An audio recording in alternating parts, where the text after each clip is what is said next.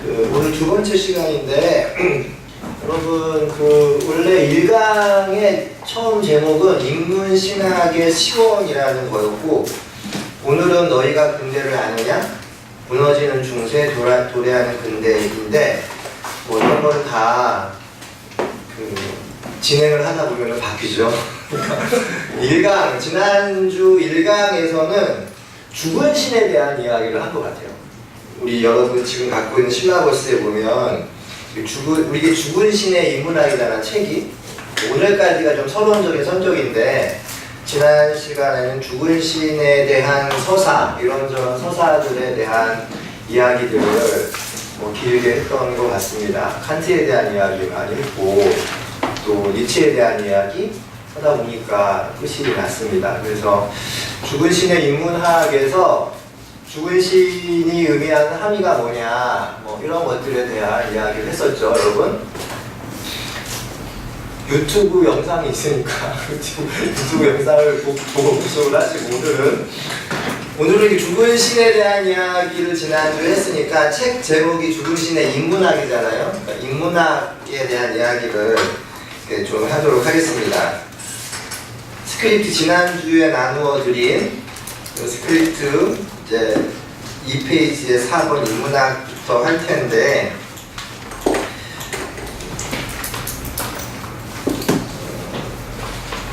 제가 여러분들은 익숙할 것 같아요. 인문학 열풍에 대해서. 저 때만, 제가 2004년에 미국 갔는데 2004년에 미국 갈 때까지만 해도 이게 인문학이 열풍이 없었거든요.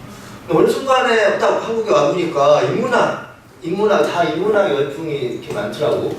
모든 책에 보면 인문학자가 들어가고, 그러니까 인문학을 붙여야 되는 이 강박이 있는 것 같아요. 제가 책 제목을 정할 때도 그랬어요. 몇 가지 책 제목들을 쫙 나열했는데, 신없는 신학, 신죽음의 신학, 파국의 신학, 파국의 윤리, 이런 것들 쭉 있다가 죽은 신의 인문학, 이런 거를 가지고 학생들을 상대로 설문조사도 했었어. 학부생들을 상대로, 여기 우리 표정학생, 대학원 학생들 상대로 했는데 압도적으로 인문학자가 들어가는 걸 선호하더라고요. 출판사에서도 그렇고, 신학 들어가는 거는 다 제거. 그러니까 신과 신학이 이 사회에서 울림이 없는 거죠. 울림이 없는 거고, 인문학을 어떻게 잘 그 앞에 미사여구를 만들어가지고 어떻게 잘 꾸려야 한다는 강박이 학계뿐만이 아니라 출판계에도 하다해요. 그래서 돌베개 출판사에서도 책 제목을 정하는 게 최종 마지막 작업이었어요. 책 편집도 다 하고 했는데 마지막에 책 제목을 정하는 것도 한 일주일 동안 자기들끼리 회의하더라고. 자기들끼리도 막 회의하고, 또 나랑도 나한테도 의견을 말해주고. 그래서 이렇게 이 인문학이 어쨌든 21세기, 지금은 좀 많이 약간 절정기보다 많이 줄었다고는 해요. 근데 여전히 굉장히 인문학에 대한 강박과 압박이 굉장히 심한 걸 느낄 수 있는 시간이었습니다. 그런데 여러분 좀 이상하지 않나요? 왜 이렇게 인문학 그러나? 여러분들은 너무 잘하면서 이게 자연스럽게 아마 체득이 돼가지고 그러는데, 저는 정말 너무 이상했어요. 왜냐하면 내가 너무나 오랫동안 떨어져 있었기 때문에. 10년 동안, 한국에 10년 동안 3번 왔었는데, 3번 올 때마다 내가 체크했던 거는 지적책이 얼마나 번역이 됐나. 2007년, 내가 2007년에 왔었고 2010년, 2012년에 3번 왔었는데 지적책이 얼마나 많이 번역이 됐나를 확인하는 게 한국에 온 목적이었고, 한국에 온 목적은 이빨을 치료로 왔어요. 이빨. 미국 워낙 이빨이 비싸니까 엄마 아빠가 보고 싶은 것도 아니고 조국이 그리워서 온 게 아니라 이빨을 치료하러 한국에 왔는데, 이빨을 치료하다가 남은 시간 동안에 지적책에 대한 번역의 양과 스피드 이런 걸 체크하고, 그건 나중에 지적 얘기할 때 말씀드릴게요. 또 하나는 도서관에 가서 이 책들을 서칭하잖아. 남사도서관이나 이런 데 가서 인문학 책이 너무너무 많은 거야. 왜 이런 현상이 일어나냐? 그러니까 여러분들이 나중에 이따 혹시 질의응답할 때 좀 설명해 주셨으면 좋겠고, 그래서 제가 한국에 돌아와가지고 기독교와 인문학이라는 강의를 계속 하고 있어요. 한신대학교 학부에서. 그래서 학생들에게 뭐 이렇게 교재 같은 걸 줘야 되잖아요. 그래가지고 내가 고른 교재는 무슨 교재였지? 무슨 인문학이 하여튼간 되게 유명한 책이에요. 베스트셀러가 됐던. 뭐지 그게? 그때 제가 인문학을 딱 쳐보니까 그 인문학에 두 가지 경향이 있었다라는 거죠. 하나는 스펙 위주의 인문학이었고 하나는 힐링 위주의 인문학이었다는 것. 이게 아마 지난주에 얘기했던 것 같아요. 근데 정말 의심이 가는 거죠. 정말 인문학이라는 게 우리의 스펙. 거기 보면은 뭐 스펙, 자기개발, 스펙, 자기개발 담론. 예를 들어서 뭐 이런 것들 있잖아요. 뭐 리딩으로 리딩하라. 여러분 혹시 알고 계실걸요? 세상에 0.1%가 되기 위한 독서법이야. 0.1%가. 생각하는 인문학. 5,000년 역사를 만든 동서양 천재들의 사색 공부법. 천재 0.1%. 뭐 이런 말이 들어가. CEO가 있는 인문학. 그리고 CEO는 어떤 사람이에요? 뭐 대빵이잖아. 최고가 된 사람. 공부의 달인. 이런 것도 있어. 서울대 인문학 글쓰기. 참나. 서울대도 굉장히 0.1%의 사람들이잖아. 어쨌든. 그러니까 인문학 책들의 거의 과반은 자기개발 담론, 스펙 이것을 위한 인문학으로 우리나라 인문학의 그 도서 시장이 장악되어 있다는 것. 또 하나는 힐링 담론이에요. 인문학 담론이고 힐링 담론. 그럼 세상에 0.1%가 되는 사람이 많겠어요? 되지 못하는 사람들이 많겠어요? 다 못돼. 우린 다 못돼. 그 사람들을 위한 인문학이 있어. 힐링. 괜찮아. 다 잘 될 거야. 이런 의미. 아프니까 청춘이다. 제가 지난주에 말했죠. 아프니까 청춘이다. 정말 나쁜 책 같아. 제목만 봐더라도. 아프면 한자리 왜 청춘이야?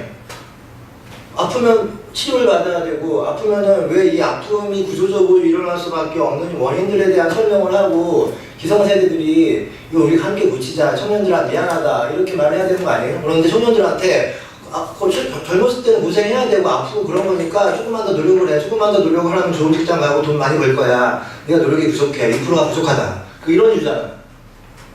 넌 할 수 있어. 우리 못하잖아. 다 알잖아 이제. 그러면서 자기 최선을 하는 거야. 희망을 고문하는. 이게 이제 힐링 담론들이 간직하고 있는 게 저희들이죠. 그러니까 한국의 인문학이 와서 느낀 거는 스펙 위주의 인문학으로 가고 있고 이런 힐링 위주의 인문학으로 가고 있다는 거. 그런데 그런 의미에서 이 인문학이 굉장히 도착적이라는 거. 너무 변태적이고. 원래 인문학이 이랬냐? 라고 물었을 때 서구에서도 그렇고 동양에서도 그렇고 이런 정신은 아니었는데 어떻게 21세기 이 한국 도서시장, 한국 문화시장 학계를 휩쓸고 있는 이 인문학 열풍이 이렇게 도착적인 현상이 되었나? 뭐 여기까지 지난 시간에 하고 끝냈어요. 왜 이렇게 됐을까요, 여러분? 하면서 지난 시간에 끝났던 것 같습니다. 제가 이 문제에 대해서 정말 심각하게 고민을 하게 된 거는 세월호 사건이요. 제가 2014년에 와가지고 한 달 만에 세월호 사건이 터졌다고 했잖아요. 그래서 제 수업에 들었던 학생들이 다 한신대 학생들이 11명 중에 4명이 세월호에서 광장에서 삭발하고 단식 투쟁하고 제 수업에서도 학생들이 참여했기 때문에 저도 어쩔 수 없이 그 사건에 직간접적으로 인벌브가 되고 하면서 이렇게 아마 세월호가 없었으면은 제가 이렇게 빠른 시간 동안에 10년이라는 갭을 극복하고 한국 사회에 빨리 인투가 되었을까라고 할 정도로 뭐 어쨌든 세월호 사건은 저에게 큰 제 인생에서도 그렇고 제가 이렇게 10년 동안 한국을 떠나 있었던 이렇게 죄책감 내지는 뭐 이런 것도 있었는데 박근혜가 되고 막 이명박이 되고 이럴 때 노무현 죽고 노무현 지지자는 아니었지만 그 과정에서 공부를 하고 있다는 실존적인 좀 비참함도 있었고 미안함도 있었는데 세월호 사건이라는 매개가 돼가지고 적극적으로 제가 뭘 해야겠다는 생각을 하게 됐어요. 이 책을 쓰게 된 것도 어떻게 보면은 그 세월호 사건에 동안 있었던 여러 가지 저의 서사들이 있었죠. 그 중에 하나가 세월호 사건 1년이 지난 후에 신학자들이 남겨진 자들의 신학이라는 책을 썼어요. 그래서 그때부터 제가 본격적으로 이제 글을 써야겠다. 이 책에 대한 구상을 한 건 아니지만 어떤 식으로든지 학자로서 신학자로서 한국 사회 현실에 개입을 해야겠다. 어쨌든 학자는 기본적으로 글로서 증명하는 것이고 뭐 투쟁의 전승에도 있어야겠지만 그래서 어떻게 좀 더 학생들이나 일반 기독교 시민들에게 그런 상상을 할 수 있는 글을 쓸까 뭐 이러한 계기가 되었던 게 세월호 사건 1주년이 있었던 날에 발표됐던 남겨진 자들의 신학이었어요. 그 남겨진 자들의 신학에 대한 북 콘서트가 광화문 광장에서 있었어요. 굉장히 그 여러 가지 퍼포먼스를 하고 그 영상을 이렇게 하나 보고 이렇게 얘기를 진행하도록 하겠습니다. 한 2분 정도 영상인데 제가 나옵니다, 여러분.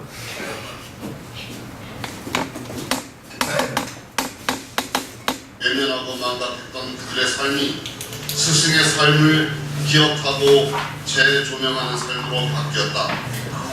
함께 살아가는 삶의 육동과 뜨거움이 사라지고 생명의 위험이 권력과 자본의 흐름 앞에서 비참히 짓밟히는 현장이 실시간으로 중계되는 것을 보면서 우리는 그것이 차라리 꿈이나 영화였으면 했다.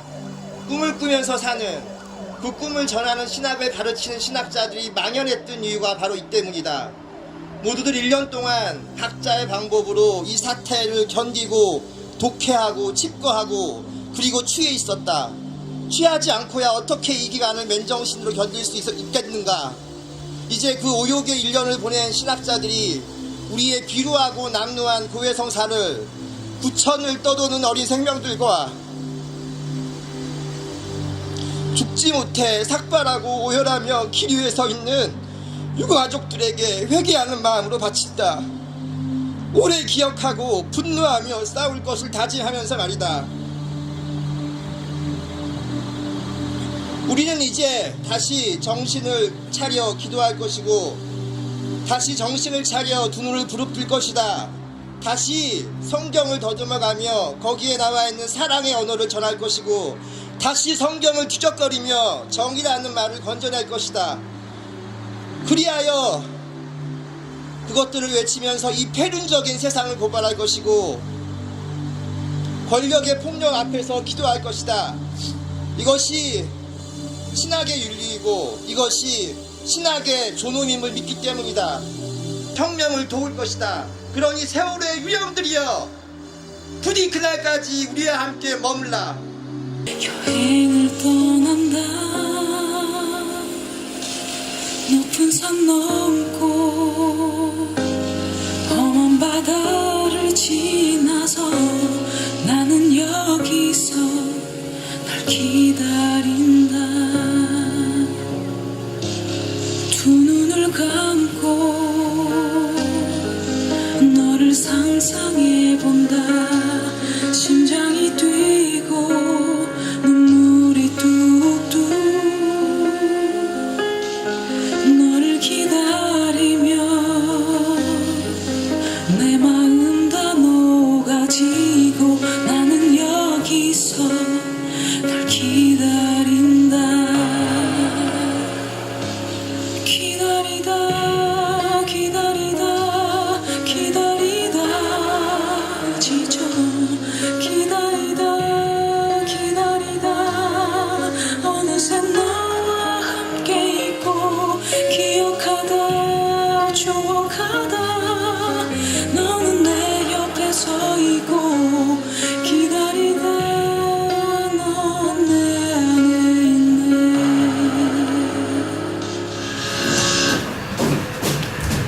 저게 2015년도였는데 제가 책 계약을 2015년도 11월 달에 했어요. 그래서 제가 글이 쓰다가 막히거나 뭐 나태해지거나 이럴 때마다 1년에 몇 번을 저 영상을 보는데 책을 쓸 때는 저자 의도가 있어요. 어쨌든 저자 의도가 있고 그 책의 대상이 있는데 왜 쓰느냐 책을 한국의 저 현실, 세월호의 현실 앞에서 한국 교회가 보인 여러분 행태들 기억하시죠? 그리고 한국의 인문학 풍토가 보이는 여러 가지 사세기의 천박함도 기억을 할 것이고, 그래서 저는 이러한 한국적인 상황 속에서 이것을 읽어낼 수 있는 독해, 해석의 방법들을 신학과 인문학에 서로 맞닿고 있는 경계선들을 지정하고 싶었고, 그 점에서 인문신학이라는 인문학적으로 신학하기, 신학적으로 인문학하기, 이러한 신조어를 마련할 수 있으면 좋지 않을까라는 취지에서 이러한 책을 이렇게 쓰게 되었던 것 같아요.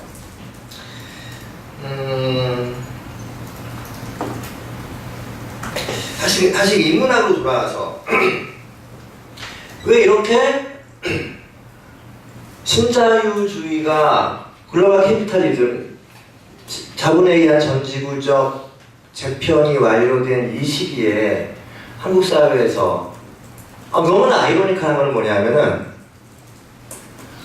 그 글로벌 신자유주의가 미국에서 나왔잖아요. 미국보다 더 철저하고 완벽하게 신자유주의가 진행되고 있는 나라는 여기밖에 없어요. 한국밖에. 한국처럼 완벽하게 구조조정을 이렇게 깔끔하게 해내고, 한국처럼 이렇게 완벽하게 정규직과 비정규직의 구별이 명확하게 단시간 내에 된 나라가 없어요. 그리고 이제는 그거를 당연하게 받아들여. 우리 모두가. 운명처럼. 이런 나라가 없다는 거예요. 이런 나라가. 다른 나라는, 미국도 안 그래요, 여러분. 내가 미국 살다 왔잖아. 안 그래. 못해요, 미국도. 근데 미국이 오히려 우리를 배워. 쟤는 어떻게 저렇게 잘하지? 이런 나라가 없어요. 그런데 이런 나라에서 인문학 열풍이 일어나는 거야. 너무 웃기지 않아요, 여러분? 이런 나라에서 인문학, 개나 소나 다 인문학 얘기를 하잖아. 너무나 이상하잖아요. 전혀 그렇지 않은 상황 속에서 모두를 다 인문학을 찬양하고 인문학에 대한 이야기를 하고, 이러한 상황이 벌어지고 있는 너무나 그로티스크한 상황이에요. 이라고 저는 봤어요. 여러분들은 중고등학교 때부터 계속 이러한 자리에서 인문학 하는 분위기에서 와서 잘 못 느낄 수도 있는데, 이거는 외부자로서 느끼는 시선인 거야. 너무나 저는 이상했어. 너무나. 왜 어떻게 이럴 수가 있을까? 지난 10년 동안 이 나라에서 무슨 일이 있었던 거지? 지난 10년 동안이라고 하면 제가 미국에 있었던 시간이죠. 2004년, 2014년. 그럼 2004년에 뭐 하고 계셨습니까? 은재 씨? 교환경. 우리 준지 선생님 2004년에 뭐 하고 계셨어요? 네? 직장. 성록 씨는 2004년 몇 학년? 중학교 4학년. 그렇구나. 2014년에는? 2014년. 대학교 2학년. 그러니까 2004년부터 2014년 사이에 여러분 한번 그 기간들을 한번 30초 동안 생각을 해보실래요? 2004년부터 2014년 사이에 우리나라에서 있었던 일. 2004년, 2014년. 2004년에 대통령이 누구였어요? 노무현이었죠. 제가 미국 갈 때는 노무현이 대통령이었어요. 제가 돌아왔을 때는 대통령이 누굽니까? 2014년이니까 박근혜죠. 박근혜. 난 박근혜가 대통령이 되고 나서 한국에 안 오려고 그랬어요. 정말. 이명박은 참을 수 있겠으나. 저는 10년이라는 시간 동안 딱 노무현 때 갔다가 박근혜 때 왔는데 정권이 바뀐 게 제일 어색했어요. 어쨌든 정권이 바뀐 게 김대중, 노무현 이 정권에서 이명박, 박근혜를 거치는 이걸 넘어온 거잖아요. 그게 굉장히 낯설었고, 그리고 왜 요 시기에, 이명박, 박근혜 시기에 인문학 열풍이 일어나고 있나? 너무 웃기잖아. 이명박과 박근혜가 인문학이랑 너무 안 어울리는 사람들이잖아요. 왜 이게 일어나고 있을까? 또 왜 한국 사람들이 다 이렇게 넘어갔나? 이 속임수들에. 그걸 생각해봤는데,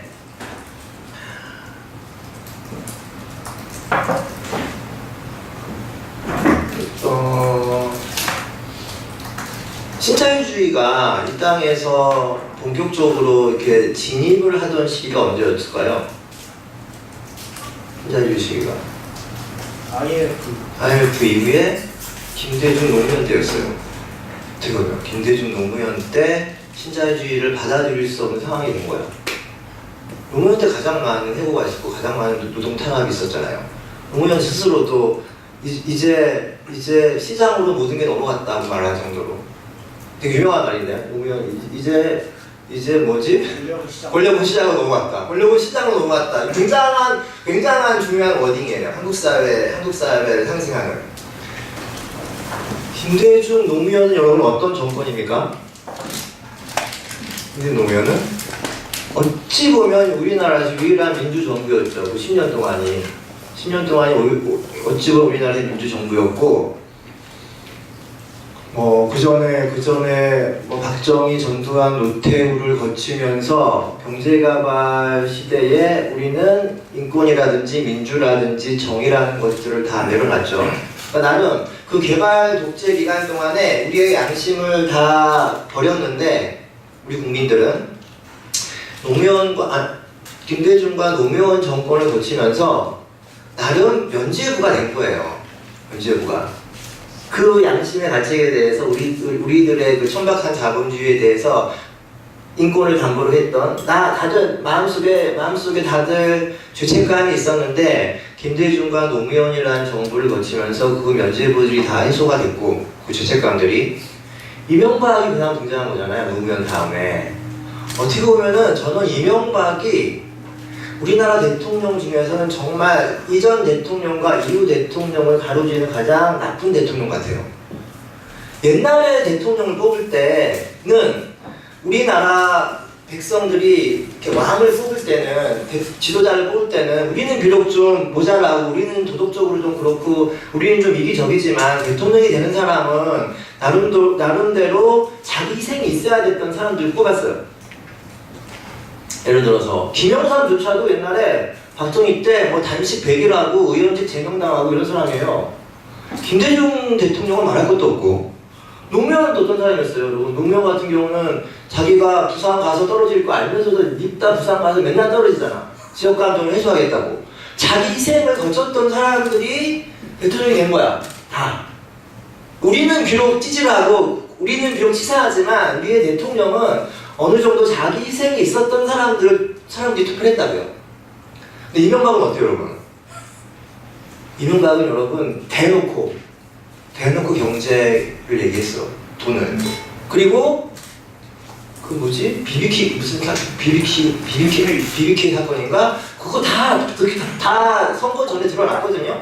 다 실수요지가 이명박이라는 것도 다 드러났음에도 불구하고 국민들은 누구 찍어요? 미국에 있었던데 그 이명박을 찍죠. 500만 표 차이로. 그때 이미 우리나라 사람들은 다 내려놓은 거야. 이 자본의 원칙과 자본의 논리에 우리의 영혼을 팔아넘긴 거죠. 굉장히 중요한 사건이었던 것 같아요. 이명박이 대통령이 된 거는 한국 사회를 그 이전의 대한민국과 그 이후의 대한민국 이 자본의 논리가 우리가 옛날에는 돈 하지만 돈을 이렇게 오피셜한 데서 얘기하지 않잖아요. 돈 얘기하는 사람들을 좀 천박하게 바라보고 좀 이렇게 부끄럽게 생각하고 그렇게 얘기하는 나를 그랬잖아. 그 이제는 돈 얘기하고 오피셜하게 돈 먼저 얘기하고 이런 것들이 너무나 상식적인 게 됐죠. 그 사건이 이명박이었어요. 그 이후부터 인문학에 대한 사고방식이 바뀐 거죠. 기본적으로 돈으로 자본의 자기 증식에 유용한 인문학적 상상 그리고 그것으로부터 도태한 사람들을 위한 힐링적인 상상 이 인문학의 주된 요소가 된 것이죠. 그러니까 이건 아마 앞으로도 당분간 계속 되겠죠. 이러한 현상들은. 그러니까 이게 굉장히 저는 기분이 안 좋았어요.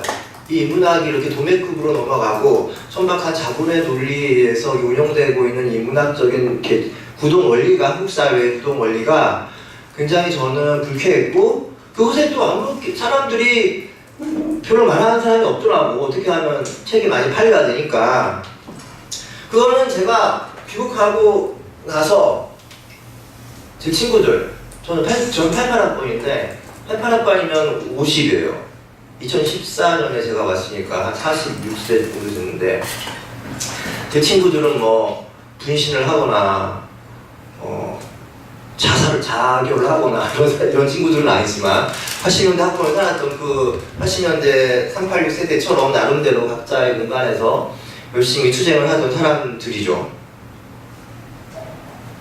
그리고 이렇게 지금도 우리 어디 뭐 먹으러 가면은 꼬깃꼬깃 주머니에서 10,000원, 20,000원, 30,000원 모아가지고 나갈 때 뿜빠이 해가지고 모아가지고 돈 내고 술값 내고 이러던 친구들이었어요. 저는 36에 미국에 갔는데 36살 때도 애들이 그랬어. 나 미국 간다고 한숨 할 때도 다 뭐 2, 3만 원씩 모아가지고 뭐 1차 가고 2차 노래방 가고 이랬어. 10년 만에 돌아오니까 끝날 때 다 뭐 동지여 잘가 뭐 이런 노래 어깨 동무하고 되게 칙칙하게 이러던 애들이었어. 10년 만에 돌아왔는데 나 왔다고 다 모였죠 애들이 친구들이. 그러니까 50살 내 정도 된 나이면 다 어디에 있든지 어느 정도 이제 중간 뭐 간부나 뭐 이런 역할을 해요. 뭐 거기는 뭐 교수도 있고 애들이 뭐 사업하는 애도 있고 뭐 의사도 있고 뭐 이런 애들도 많이 있어. 근데 이제 옛날에는 어느 주점이나 호프집에서 만나는데 나 보니까 일식집에서 모이는 거야. 문이 쫙 열리고 이런데 그래서 내가 한 3만 원밖에 없는데 그 주머니에 나 3만 원 얘네들이 어디 돈을 좀 버나? 나 갔어. 다 이렇게 모았는데 이제 그 애들이 왔어요. 한 10명 가까이. 그래서 뭐 일식 회 먹고 이렇게 술 먹고 2차를 갔어. 2차는 푸치 같은 데 가가지고 먹는데 나 왔다고 뭐 하는데 너 어떻게 지냈냐 뭐 물론 이제 방학 때 와서 본 친구도 있고 안 본 친구도 있고 한데 뭐 이렇게 지냈다 대단하다 그 나이에 뭐 미국 가고 이렇게 늦게까지 공부를 하고 너 참 철없다 뭐 이런 게 대부분이고. 그런데 나는 이제 옛날 친구들이니까 이렇게 그런 걸 묻고 싶었어요. 너 어떻게 살았니? 그동안 뭐 했니? 요즘 한국 사회가 어떠니? 뭐, 너 요즘에 고민이 뭐니? 이 얘기 다 옛날에 했던 얘기들이잖아요. 너 어떻게 요즘은 그런 걸 해결하고 있니? 이런 걸 이렇게 묻고 싶었는데, 그걸 물을 기회가 없어. 왜 없냐면, 다 애들 걱정하지. 어디 과외, 뭐, 학원 보낼 생각하고, 집값 얘기하지. 주식 얘기하고, 뭐 이런 얘기를 하는 거예요. 내가 1차 때부터 기분이 좀 안 좋았어. 애들이 그런 얘기만 하니까. 2차에 가서 내가 빡이 돌아가지고 지랄 했어요. 야, 이 새끼들아, 이거 어떻게 이따위로 하냐. 정말 내가 울분에 차가지고. 그러니까 애들이 내가 하니까 좀 쫄지, 당연히. 쫄다가 어떠한 그 중에 한 3분의 1은 나를 굉장히 미안하게 바라보는 친구도 있고 좀 측은하게 바라보는 친구도 있고 또 나머지 반은 약간 무시하는 친구도 있고 이게 복잡하게 갈리더라고. 그래서 어떤 애는 아 네가 부럽다 이렇게 말하는 네가 부럽다 라고 그냥 그런 친구도 있고 또 어느 한 친구가 이런 말을 하더라고. 상철아 다 알아 이마 그러는 거야. 다 알아 우리도 다 해봤어. 근데 안 되더라. 안 되더라. 다 알아. 그럼 이게 뭐죠? 다 알아. 이게 냉소예요. 냉소주의. 21세기의 이데올로기예요. 다 알아. 옛날의 이데올로기, 옛날 우리 학교 다닐 때의 의식화의 주제는 이렇게 의식화잖아. 학생운동의 모토는 의식화예요. 의식화는 뭐죠, 여러분? 모르는 애들을 의식화시키는 거야, 알게. 이젠 다 알아. 뭘 한다는 거예요? 그게 뻥이라는 것을. 그게 뭐죠? 우리들의 가치와 우리들의 희망과 우리들의 뭐 이념과 이걸 갖고 살아간다는 것이 얼마나 부질없는가를 다 안다는 거예요. 다 알아. 그게 그냥 그러니까 이게 여러분 이게 새로운 인문학적인 풍토인 거예요. 옛날에는 다 몰랐기 때문에 우리가 어떻게 의식화시키고 주체화시키는 게 우리들의 목적이었는데 이제는 다 이 냉소적으로 된 사람들, 이 냉소적으로 된 사람들을 타겟으로 하는 게 인문학의 시장이야. 스펙과 힐링. 다 모두가 이 냉소적이 된 세상 속에서 어떻게 인문학적인 가치를 증언해야 하는 시도들이 있어야 되는 거예요. 다 모든 걸 다 알아버린 이 까져버린 사람들 속에서 이거를 막스 베버 같은 사람은 성인이 된 사회라고 하죠. 성인은 이제 어른이 된 사람들. 이젠 애들이 아니야. 다 알아버리고 세상을 다 알아버린 사람들, 더 이상의 의식화와 더 이상의 주체화가 필요 없는 사람들 속에서 여러분 나가서 무슨 말을 하래요? 이게 굉장히 어려운 지점들이죠. 어려운 지점들이고 이럴 때일수록 이렇게 난관에 부딪혀 있을 때일수록 이럴 때일수록 굉장히 이렇게 오리진으로 돌아가는 게 중요해요. 어떠한 기원, 인문학의 기원이라든지 사유의 기원이라든지 윤리의 기원이라든지 신학의 기원으로 돌아가는 것. 그러니까 현상 대 어떠한 안 좋은 현상을 만났을 때 그 현상을 갖고 대결하는 건 질 수도 있어. 근데 그럴 때일수록 굉장히 원천적인 것, 오리진한 것으로 돌아가면서 그 사람들에게 그 오리진한 것들을 어떻게 현실적인 버전으로 말해야 되는 게 앞으로 우리들 저를 포함한 우리 모두의 과제가 되는 거죠. 굉장히 또 오랜 시간이 걸릴 수도 있어요. 그래서 지금까지가 2페이지에 사본에 대한 이야기를 한 거고 그래서 그 오리진으로 한번 돌아가 봅시다. 인문 정신의 계보학.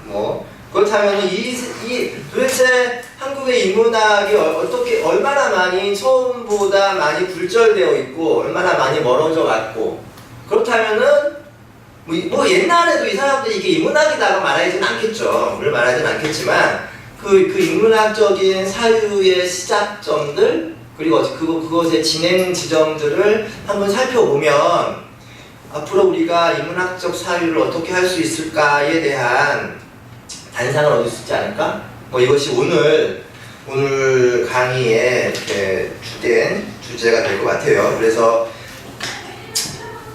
5번 인문정신의 계보와 또 6번 인문정신의 아토포스, 7번 고전시대의 인문정신, 서사시 시대, 고전시대의 인문정신, 비극의 시대, 이런 순으로 주로 그리스 문학, 또 그리스 로마 시대에 있었던 인문학적인 사유, 르네상스까지도 갈 수도 있겠는데, 그렇게 이렇게 인문학적인 정신의 계보학에 대한 부분들을 얘기하면서 얘기를 진행하도록 하겠습니다. 인문정신의 계보학 할 때 보통 많은 사람들은 이렇게 BC 5세기를 주목을 해요. BC 5세기 때 여러분 무슨 일이 있었죠? 혹시 기억나세요? 그냥 지우개 없나요? BC 5세기. 성경책, 성서적으로는, 신학적으로는, 교회사적으로는 BC 5세기에 무슨 일이 있었을까? 바벨론에서 들어온. 그렇죠.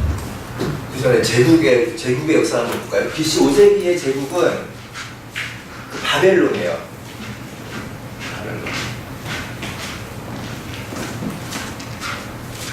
바벨론이 여러분 어디 있는지 아시죠? 제가 여기에 이탈리아, 그리스, 터키 이렇게 있고, 이렇게 있고, 여기에 요단강, 여기 티그리스강, 유프라테스강 이렇게 있잖아요. 여기에 이제 이란, 이라크 요 근처에 이제 바벨론이 있었던 거죠. 여기가 이제 메소포타미아 지방이잖아요. 여기서부터 아시리아 다음이 누구죠? 바벨론 다음이 누구죠? 페르시아 이렇게 가잖아요. 바벨론 전이 아시리아고, 그 다음이 페르시아고. 얘네들은 우리 구약성서에서는 누구랑 겹쳐요?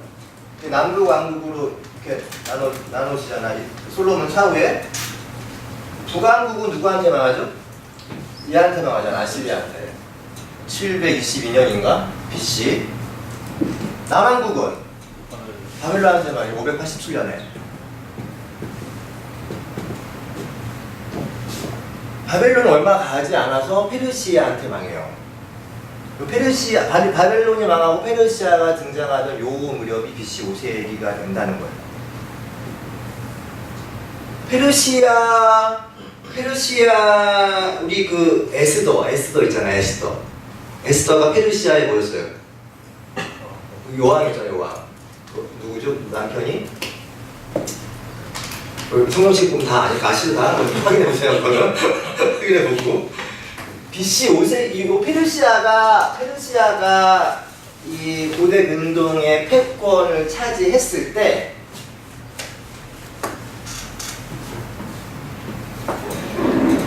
그리스랑 페르시아 간에 맞짱이 일어나죠. 이게 페르시아 전쟁이에요. 페르시아 전쟁. 요 페르시아의 페르시아의 왕이 누구였죠? 혹시 페르시아의 왕 기억나는 사람이 있습니까? 그 사람. 그리고 또 누구 있죠? 아하스웨르가 크리스야? 네. 아하스웨르가 그러면은 다리우스 1세인가? 그 사람 누구지? 다리오. 성경책을 여러분 열심히 읽으세요. 그러니까 다리우스 1세와 크세스 요 기간에 이제 페르시아 전쟁이 일어나요.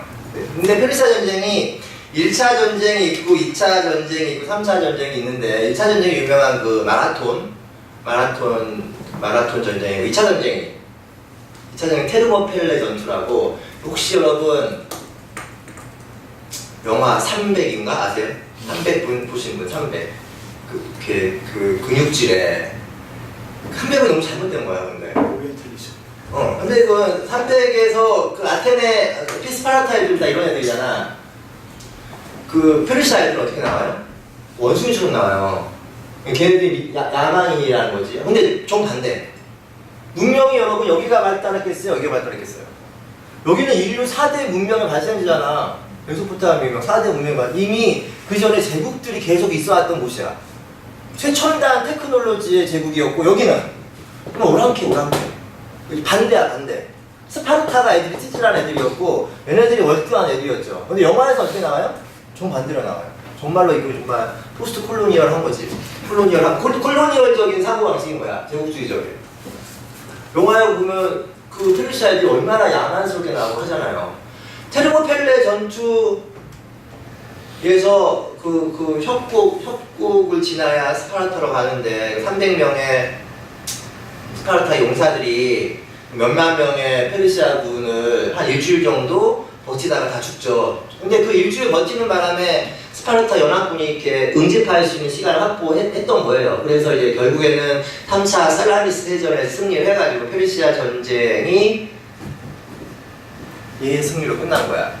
근데 여러분 이거 어떻게 보면은 여기가 서양이고 여기가 동양이라고 했을 때 동양과 서양 사이에서 일어났던 어찌 보면 첫 번째 전투였어요. 거기서 누가 이긴 거야? 거기서 서양이 이긴 거예요. 서양이. 어쨌든 서양이 이겼어. 그런데 중국의 경우에서도 보듯이 중국에서도 만주족이 세운 나라가 청나라고 몽고족이 세운 나라가 원나라잖아요. 그 사람들이 싸움을 잘하고 무기는 강성했지만 문화적으로는 어떻게 되죠? 나중에 다 한족의 동화가 되죠. 문화적인 힘은 셌지만 문화적으로는 열등했기 때문에 한족이 많이 동화가 되는데 요때도 비슷한 현상이 일어나요. 문화가 어디가 더 셌겠어요? 여기가 더 월등했겠죠.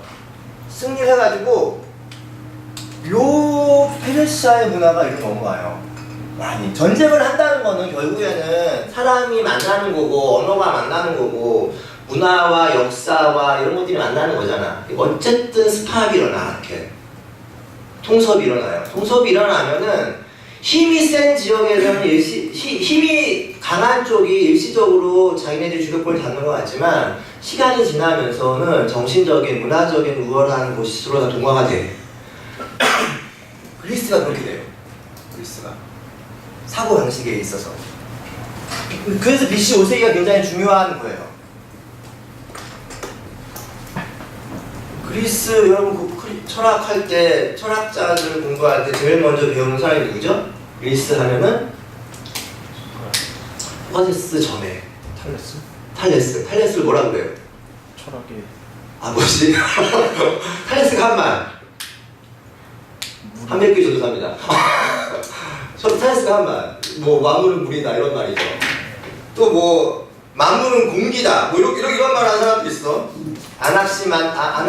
아낙시만드로스. 뭐 이런 사람은 아낙시메네스. 아낙시만드로스라는 사람은 무한정자, 아페이론이라는 말을 해요. 굉장히 중요한 이거 요즘 데리다가 막 따오기도 해요. 아페이론은 무한정자, 무한이지, 인피니트, 정해지지 않았다. 만물은 정해져 있지 않다. 중심은 비어있다. 텅 빈 기표. 이 개념들이 다 데리다로 나중에는 데리다가 이런 얘기들 할 때 이 아페이론을 했던 아나시만드로스에서 했고, 소크라테스래. 피타고라스는 만물은 뭐라고 하죠? 만물은 수라고 하잖아. 수.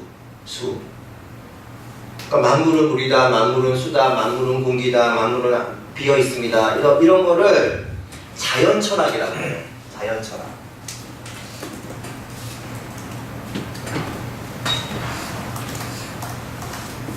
그러니까 오리진에 대한 거야. 아르케. 기원이 뭐냐라는 거야. 기원. 아르케. 이걸 와시라고 하죠. 그래서 여러분, 서양의 의문에 가장 많이 나오는 게 와시야, 후고, 그죠? 넌 누구냐? 이건 뭐냐? 이게 뭐예요, 여러분? 기원, 아르케, 최초의 그 무엇을 되게 중요시하는 거죠. 이 그리스 자연철학에서 나온 거야. 또 하나 그리스 자연철학에서는 그 무엇, 아르케에 대한 얘기도 하지만 운동에 대한 얘기도 해요. 운동. 그러니까 어떠한 기원과 운동에 대한 사유가 그리스 자연철학의 큰 흐름이었죠. 이게 이제 페르시아 전쟁 전까지의 그리스의 정신세계였다는 거야. 이 사람들이 말할 때는 넌 어디서 왔니? 이렇게 연애할 때 우리 말하잖아. 너 어느 별에서 왔니? 다 이런 것들이 다 그리스 자연철학자들의 사유를 빌어서 하면은 잘할 수 있어요. 그런데 요 그리스 자연 철학의 완성을 한 사람이 두 사람이 있는데, 어떠한 그 아르케에 대한 것과 운동에 대한 것, 한 사람은 파르메니데스라는 사람이야. 들어보셨죠? 되게 유명한 사람이죠. 파르메니데스. 이 사람이 한 유명한 말이 있어. 이게 신학적인 사유의 첫 시작이었어. 물론 그때는 신학이라고 띄어놓지만 말이 없었지만, 모든 초대 교부라든지 초창기 신학자들은 파르메니데스의 이 명제로부터 벗어나지 못해요. 이게 뭐냐면은 이 말이었어.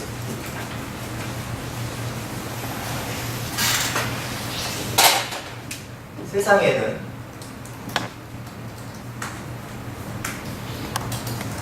왜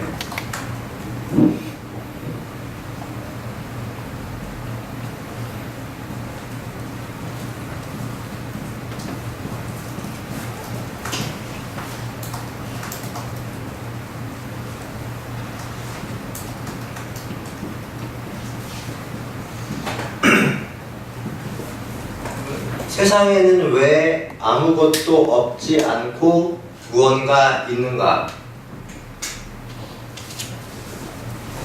어렵지 않죠? 세상에는 왜 아무것도 없지 않고 무언가 있는가? 무언가 있다라고 생각하시는 거예요.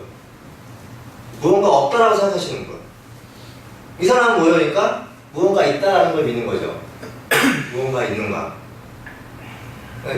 나 PhD에 미국에서 PhD 할 때 필라소피컬 소트라는 과목이 있어요. 이 철학 시간이에요. 철학하는 건데, 필라소피컬 소트에서 그 고대 그리스 자연철학 시험 문제가 하나야, 하나. 이거였어, 이거. 영어를 해놓고, 세상에는 왜 아무것도 없지 않고 무언가가 있는가? 파르메니데스가 한 말이다. 긍정하느냐, 부정하느냐. 긍정하면은 왜 긍정하는지, 부정하면은 왜 부정하는지 써라. 이걸 어떻게 쓰실래요? 한번 우리 이거 강좌 끝나고 나서 이거 시험 보는 걸로. 세상에는 왜 아무것도 없지 않고 무언가 있나. 굉장히 중요한 신학적인 첫 질문이잖아. 이거 세상에는 신이 왜 없지 않고 왜 있느냐, 뭐 이런 말을 갖고 쓸 수도 있고, 굉장히 중요한 이렇게 물음이죠. 그리스 자연 철학의 결정판이에요. 이것에 대해서 딴지를 건 사람이 있어. 이건 여러분 온톨로지, 존재론적인 문제인데, 이 존재론적인 문제에 대한 딴지를 존재론적인 대응으로 푼 게 아니라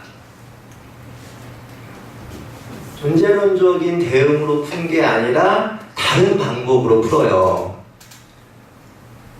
그게 이제 헤라클레이토스라는 사람인데, 만물은 변한다.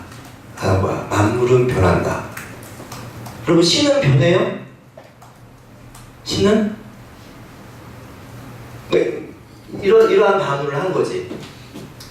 만물은 변한다.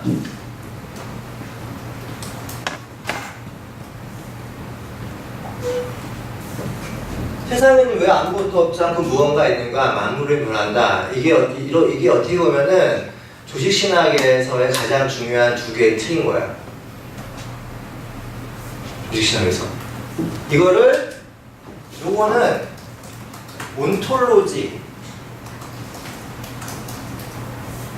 온톨로지는 존재론이잖아. 있음. 무언가 있다는 것을 밝히는 게 존재론인데, 온톨로지 오브 비잉이라고 해요.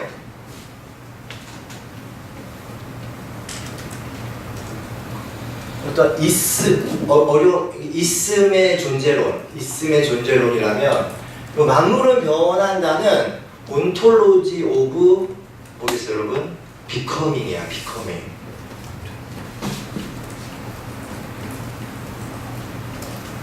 비커밍과 비잉, 있음과 변화.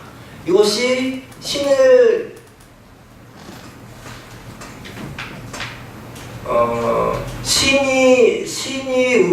우리가 신을 인식하는 방법은 크게 두 가지가 있어요. 하나는 초월과 계시로서의 신이 있고, 또 하나는 내재와 신비로서의 신이야. 초월과 계시는 위에 있었던 어떠한 강력한 비잉이 우리에게 딱 내려오는 거고, 내재는 뭐죠, 여러분? 내재는 내재하는 신. 우리 안에서 일어나고 있는 사건과 현상과 투쟁 속에서 존재하는 신이죠. 과정신학, 프로세스 디알로지는 요 계열에 있는 거야. 이게 보통적인 우리가 알고 있는 전통적인 신학이고, 과정신학, 제3세계 신학, 예를 들어서 민중신학, 해방신학, 포스트 콜로니얼, 페미니즘 다 어떤 거죠? 우리들의 역사와 우리들의 사연과 우리들의 사건과 투쟁 속에서 존재하는 신이고, 그거는 굉장히 우리들의 질문과 우리들의 사건의 현상에 따라 변화해요. 그러니까 신이 우리에게 다가오는 방식이 두 개고, 우리가 신을 인지하는 방식이 두 개라는 거죠. 그러니까 가정신학이나 이런 공부를 하시는 분들은 요 라인에 있는 거예요. 그리고 전통적인 신앙을 공부하는 친구들은 요 라인에 있는 거고, 요게 다 이제 그리스 자연 철학으로 시작된다는 거예요.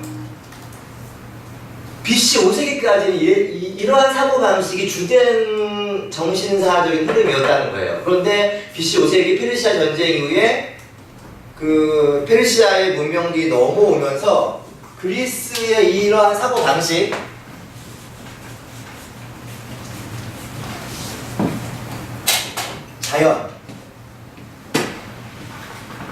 자연은 기본적으로 아까 말했던 아르케였죠. 아르케와 운동. 그러니까 기원과 운동에 대한 자연 철학적인 사고 방식이 페르시아 전쟁을 거치면서 뭘로 바뀔까요? 아까 성준 씨가 소크라테스가 되게 중요한 사람이야, 이 대목에서. 소크라테스가 왜 중요할까? 이런 거를 얘기하던 분위기에서 바뀌어. 소크라테스부터, 그 무렵부터 주제가 휴먼 빙으로 바뀌어요. 휴먼 빙으로.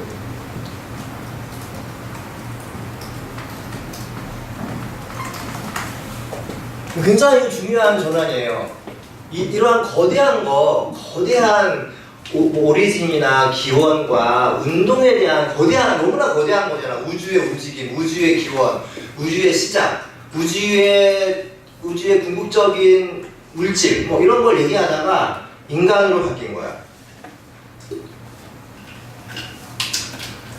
행복은 무엇이고 기쁨은 무엇이고 어떻게 살아야 되고 인간의 에너지는 뭐고 우리가 사람들끼리 모인 공동체는 뭐고 굉장히 작죠. 작아 보여서 무시했어요 처음에는. 이러한 논의들을 하는 사람들을. 이러한 논의들을 하는 사람들을 가리켜 소피스트라고 하죠. 소피스트가 뭐죠 여러분? 괴변론자잖아. 괴변론자. 그 소피스트가 우리는 굉장히 이상한 또라이들로 알고 있는데 굉장히 중요한 사람들이야. 굉장히 중요하게 사고의 전환을 이루었던 사람들이죠. 이루었던 사람들이고 소크라테스는 그 소피스트들 중에서 제일 마지막 사람. 소피스트들이 너무나 사적이고 개인적인 것으로 칩거해가는 그 와중에 어떤 인간 휴먼 빙이 가지고 있는 고유의 그 무엇에 대해서 얘기해야 되지 않겠냐 라는 발언을 함으로써 이제 딱 인간의 사고방식, 인간의 윤리, 인간의 능력, 포텐셜에 대한 이야기도 했고 이런 거를 통틀어서 하는 말이 아레테예요. 아레테. 아레테를 만 들어보셨죠?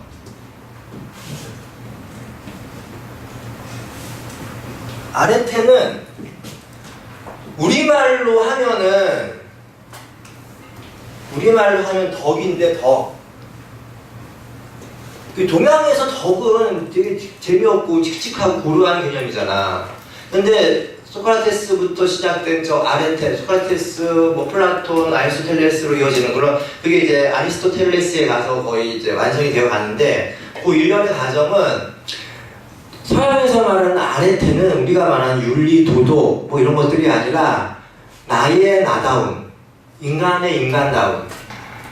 물론 여기서 인간은 시민을 말하는 거예요. 그냥 노예 이런 건 아니고 조선 때는 그런 사회였으니까 그런 도시 시민들 어쨌든 인간의 너다움 하나하나를 발견하고 고양시키고 그것을 드러내는 것. 이게 아레테인 거야. 나의 나됨을.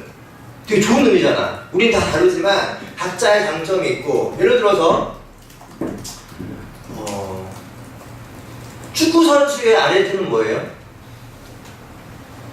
골을 많이 넣는 거겠죠? 골을 많이 넣는 그 골을 많이 넣는 게 정한 씨의 아레테는 뭐예요? 당신이 바라는 거, 당신이 꿈꾸는 게 뭐야? 놀고 먹는 거, 그거야. 그거를 추구하도록 어떻게 생각하고 어떻게 사회가 얘를 도와주고 이걸 말하는 거야. 나도 놀고 먹는 게 좋아. 한량. 그래서 하다 보면 좀 지루할 때도 있어요. 가끔 뭘 할지도 알아야 돼. 그러니까 각자가 우리의 다양성, 우리의 싱귤러 레러티, 우리의 파티큘러 레러티를 어떻게 잘 보존하고 어떻게 잘 증진시키고 담보하고 이런 것들이 아레테라는 거예요. 되게 좋은 의미야. 이 좋은 의미가 나중에 로마 시대나 이런 데 가서는 되게 고루한 걸로 이제 바뀌게 되는 거죠. 원래 아레테는 이런 거였다라는 거예요. 페르시아 전쟁 이후 이 BC 5세기가 우리가 지금 인문학의 기원에 대한 얘기를 하는 거잖아. 휴먼 빙이 무엇인가, 인문학적인 가치가 뭔가, 인간적인 게 뭔가 라는 최초의 상상과 발언들이 이때 등장했다는 거야. 이러한 시대적인 면서 BC 5세기 페르시아 전쟁이 있었고 그 전에는 자연 철학이라는 거대한 메타담론이었는데 BC 5세기를 거치면서 되게 거대 서사에서 굉장히 일상의 서사, 그 일상은 우리가 살고 있는 요 시간과 공간이지. 일상에 대한 서사를 이렇게 넘어오면서 사랑이 무엇이고 우리가 만들어낸 공동체가 무엇이고 이 안에서의 질서가 무엇이고 기쁨이 무엇이고 행복이 무엇이고 정의가 무엇이고 이런 얘기들이 등장하게 되는 거죠. BC 5세기부터 굉장히 그 사고방식이 전환이 되면서 이런 얘기들이 등장을 했고요. 조금만 한 5분만 쉬어봐요. 16페이지 밑에서 네 번째 줄에 보면 지금까지 말한 것을 조금 요약하는 말이 있어서 한번 읽어드릴게요. 16페이지 밑에서 네 번째 줄부터 17페이지 첫 번째 문단인데 인문학적 전통이란 인간의 아래태를 묻으면서 시작되었습니다. 그것은 보편이 아닌 개별에 초점이 맞추어져 있습니다. 아리스토텔레스는 보편에 개인을 맞추는 것이 아니라 나의 아래태를 발견하고 그 아래태를 끝까지 밀어붙이는 것이 윤리이고 그것이 행복의 요소라고 말했습니다. 이게 여러분 이렇게 윤리학에서는 목적론적 윤리라고 해요. 목적론적인 윤리는 기본적으로 윤리는 나의 행위와 관련이 된 건데 여러분들 행위를 할 때 어떠한 선택과 갈등의 상황에서 어떠한 행위들을 할 때 나는 어떠한 행위의 원칙에 의해서 행동을 하는가 이것이 윤리학적인 가장 기본적인 물음인데 목적론적인 윤리는 뭐냐 하면은 이것은 나의 기쁨과 좋음과 나쁨 내가 좋은 것을 내 행위의 우선순위로 하는 게 목적론적인 윤리예요. 반면에 의무론적인 윤리가 있죠. 의무론적인 윤리의 행동 기준은 이렇게 선한 거야. 근데 그것은 좋은 것도 그것이죠. 윤리는 결국 그것을 향해 나가는 건데 그것에는 뜻이 두 가지가 있는 거야. 기쁨, 5월 선함. 선함은 뭐죠, 여러분? 선함의 근거는 누구죠? 누가 나에게 선함을 가르쳐줬어요? 가르쳐주는 건가? 선한 거는? 뭐 이런 게 이제 그 의무론적 윤리에 가는 거고 그 의무론적 윤리를 만든 사람은 칸트죠. 칸트. 어떻게 보면 서양 윤리사는 목적론적인 윤리야. 아리스토텔레스로부터 시작돼서 쾌락주의, 여기 에피쿠스 학파도 들어봤죠? 공리주의, 벤담, 일. 여러분 무슨 롤스의 정의론이라든지 마이클 샌델의 정의론도 다 요 라인이에요. 목적론적 윤리의 라인이에요. 이따가 정의에 대한 얘기를 할 텐데 정의의 처음 시작은 이 목적론적인 윤리야. 나의 좋음을 어떻게 잘 구현할 수 있을까? 그런데 중요한 건 뭐냐면 이게 굉장히 이기주의랑 이렇게 착각할 수가 있는데 그 좋음이라는 것은 각자의 것은 각자에게라는 중요한 모토가 있어. 정한 씨의 좋음, 만약에 또 나의 좋음, 종건 씨의 좋음이 있으면은 각자의 좋음을 다 담보하는 거야. 그 각자의 좋음을 다 인정해주고 보장할 수 있는 공동체. 그러니까 좋은 공동체인 거지. 그러니까 서양에서 공동체 논의라든지 정의에 대한 논의는 각자의 것을 각자에게 어떻게 잘 돌릴 수 있을까에 대한 문제로부터 시작이 되죠. 이게 맞아. 이게 맞는 거야. 복지국가 논의도 마찬가지고. 그런데 이제 칸트가 이제 다시 비트는 거야. 근데 칸트에 와서 그런 거보다 선언적으로, 선의지적으로 그 선한 게 있지 않겠냐. 우리의 행위가 이런 감각적인 세계의 좋음을 만족시키는 게 아니라 무언가 오리지널한 무언가가 있지 않겠냐? 그게 선의지고 그게 선함이라는 거야. 그것이 우리 행위의 원칙이 된다는 거야. 칸트는 이제 그거를 그 선의지, 선함을 신으로 바꿔버리지. 그래서 칸트에 가서는 신학이 도덕신학이 되는 거예요. 이것도 나중에 가서 할 텐데 갑자기 이 얘기가 나와서 이런 얘기가 이렇게 내가 옆으로 빠질 때 다 끊어주세요. 주체적으로 시간이 많이 나니까 이때 끊어야 되는 거야. 이렇게 헛소리 딱 빨간 거 들어가지고 이렇게 이런 걸 해줘야 돼. 이게 지금 딴 데로 가버렸잖아 하다가 어디까지 한 거야 지금? 행복의 17페이지 첫 번째 행복의 요소라고 말했습니다.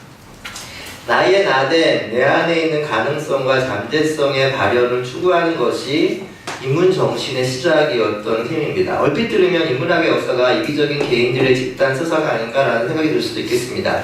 하지만 집단적이고 전체적인 삶의 방식이 강제되는 공간에서 나의 나됨을 발견하고 나의 아래태를 발견하는 것은 기존의 시스템에 대한 회의와 종전의 사유에 대한 의심이 없으면 불가능합니다. 끊임없이 내 지경의 저편을 바라보고 도달할 수 없는 그곳을 끊임없이 앙망하는 불화의 주체가 인문학적 주체라는 거죠. 나의 나됨을 끝까지 밀어붙이면 어떻게 되겠어요? 결국에는 또 시스템과 율법과 어떠한 체제와 시스템에 이렇게 부딪히겠죠. 그걸 이제 지시해 주는 게 이 문학적인 정신의 시작이었다라는 거예요. 근데 원래 이랬는데 이것이 로마 시대에 가서 이제 로마 시대에 가서 절망을 겪게 돼요. 여러분 로마 하면 생각나는 거? 이름이 뭐였죠? 예인? 예인 씨, 로마 하면 생각나는 거.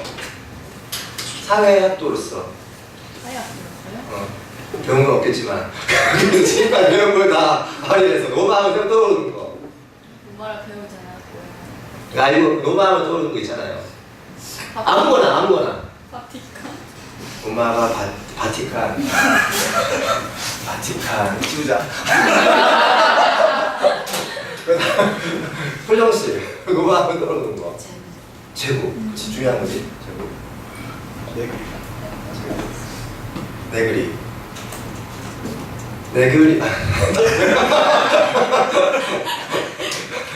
성덕 씨. 맞지? 성덕 씨. 로마 하면 떠오르는 거. 저도 제국의 질서요. 내국의 질서.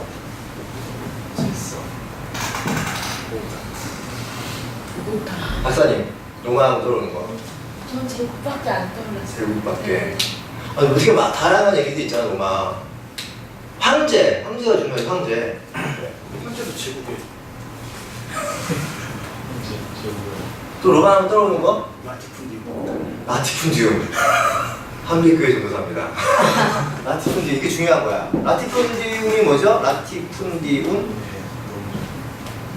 이게 뭐죠? 대농장이죠, 대농장. 라티푼디움 때문에 로마가 균열이 가기 시작한 면도 있어요. 왜냐하면 로마는 기본적으로 시민사회죠. 여기서 말하는 시민은 물론 우리가 말하는 시민은 아니에요. 노예랑 여자가 배제된 남자들의 공동체였죠. 시민사회였는데 로마가 점점 제국화되면서 식민지가 많아지면서 제국의 자원들이 로마로 들어오겠죠. 그 급격히 늘어난 그 재원들은 누가 갖게 될까요? 귀족들이 갖게 되겠지. 귀족들이 갖게 되면서 뭐가 만들어질까요? 이게 만들어져. 라티푼디움이 만들어지면은 시민사회가 남자 인간들이 있었던 요 비교적 균등하게 이분하게 돌아갔던 이 시스템이 라티푼디움이 되면서는 어떻게 될까요? 하이라키가 생기겠지. 이렇게 하이라키가 생기면서 너무나 명확해지는 거예요. 옛날에는 이런 시민사회였는데 집에 피집에 간의 구별이 확고해지면서 로마를 지탱했던 시민사회의 시스템이 깨어지기 시작한 게 라티푼디움으로부터 시작이 되죠. 로마 하면 또 떠오르는 거는 중요한 정치적인 시스템이었는데 공화정이에요. 그렇죠, 여러분. 로마 공화정 들어보셨죠? 우리나라 대한민국 헌법 1조가 뭡니까? 1조 1항이 대한민국은 민주공화국이다. 모든 권력은 국민으로부터 나온다. 이게 공화정이거든요, 공화정. 로마의 주권은 누구에게로부터 나온다? 시민으로부터 나온다. 이게 가장 모토죠. 이게 어떻게 보면 로마는 모든 제국 중에서 가장 우월한 제국이었어요. 가장 진화한 제국이었어요. 아까 우리 아시리아, 바벨론, 페르시아 다음에 누구였죠? 페르시아 다음은? 알렉산더 제국이었죠. 그 다음에 로마 제국이잖아요. 가장 양아치 같은 제국은 아시리아야. 아시리아가 왜 양아치 같을까요? 아니 나쁜? 얘는 정말 얼마 가지 못했는데 우리 이거 넘어갈게요. 너무 길어지니까. 로마 제국은 왜 가장 우월한 제국이었냐 하면은 그 피식민지 국가들에 대해서 개별성을 인정해줘요. 얘네들의 주권, 얘네들의 종교, 얘네들의 관습, 문화 다 인정해줘요. 뭐만 지키면 돼? 세금만 내면 돼, 세금. 다 인정해줘. 다 인정해줘. 다른 제국들은 안 그런 게 많았거든요. 로마 제국이 이렇게. 그러니까 다원성을 인정해주는 거야. 다원성을 이렇게 느슨한 통치죠. 느슨한 통치지만 그걸 어겼을 경우에는 자기들. 뭐 우리 그 이스라엘 로마의 이스라엘 그 진압하는 걸 보더라도 다 싹쓸이 하잖아요. 그 유대 전쟁 같은 데 보면 정말 다 죽여요, 다 죽여. 모범을 보이는 거지. 그것처럼 이 다원적인 식민 정책을 펼 수 있었던 근간에는 로마 제국을 통치했던 이 공화정이라는 되게 독특한 정치 체제가 있었죠. 이런 공화정은 권력이 집중되어 있는 게 아니죠. 분산되어 있는 거잖아. 권력이 분산되어 있고 지방 자치를 가능하게 하고 서로 원활한 의사소통의 공동체를 이제 증진하고 이런 것들이 공화정의 특징인데 라티푼디움이 되면서 발생을 하고 로마 제국이 비대해지고 그 자본의 축적이 이루어지면서 아까 말했던 것처럼 하이어키가 발생을 하고 또 공화정의 조직, 시민사회 조직이 깨지기 시작해요. 특권층이 만들어지는 거죠. 그 특권층이 이제 귀족들이고 귀족 정치의 폐단을 이렇게 딱 진압한 사람이 가이사르야. 케사르, 시저죠, 시저. 시저는 굉장히 그런 면에서 개혁 군주였다고 볼 수 있는데 이 시저는 누구한테 죽어요? 브루투스에게 죽죠. 그래서 브루투스 너가지고 유명한 말을 하잖아. 근데 이 브루투스가 공화정의 지지를 받는 사람이에요. 그러니까 여전히 공화정에 대한 믿음과 신뢰가 있는 사람들이 시저를 경계했던 거죠. 시저는 어떤 사람이에요? 패권주의자예요. 황제는 아니었지만 황제급이 슈퍼스타인 거지. 공화정을 유지하려는 사람들은 시저에 대한 경계와 시저가 제거돼야 공화정이 유지될 수 있다는 그 담보가 있었는데, 그리고 나서 시저가 죽고 나서 삼두 정치가 등장하죠. 여러분 거기 나와 있나요? 삼두 정치? 로마 시대의 삼두 정치 안 나와 있네. 로마 시대의 삼두 정치 안토니우스,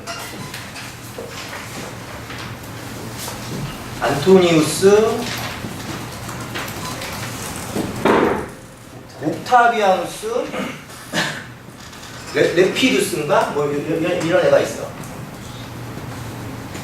요 세 명이 옥타비아누스, 안토니우스, 레피두스 세 명이 삼두 정치를 해요. 나중에 누가 이제 이렇게 완탑이 되죠? 옥타비아누스가 죽어. 얘가 먼저 탈락하고 얘네 둘이가 대결을 하죠. 옥타비아누스하고 안토니우스가 악티움 해전 뭐 있잖아. 거기서 이제 그 누구지? 여인 클레오파트라 여기 다 등장하는 사람들이에요. 악티움 해전에서 안토니우스가 제거하고 옥타비아누스가 황제가 돼요. 그런데 여기 나오는 키케로라는 사람은 시저랑 대결했던 사람이야. 시저 같은 경우는 이제 황제로서의 야망을 갖고 있었던 사람이고, 키케로는 공화정의 최후의 보루였던 사람이야. 대원로고 존경을 받았던. 그래서 물론 브루투스를 키케로가 매수하지는 않았다 손 치더라도 어쨌든 공화정을 지지하는 사람들이 시저를 제거한 거죠. 그러니까 키케로도 그 자유로울 수가 없어. 그리고 아주 시저의 매운맛을 본 키케로가 공화정을 지켜야겠다. 이러다가는 안 되겠구나. 라고 해서 인재를 키우자. 라고 하면서 발탁한 사람이 20살도 안 된 약관의 옥타비아누스였어요. 옥타비아누스.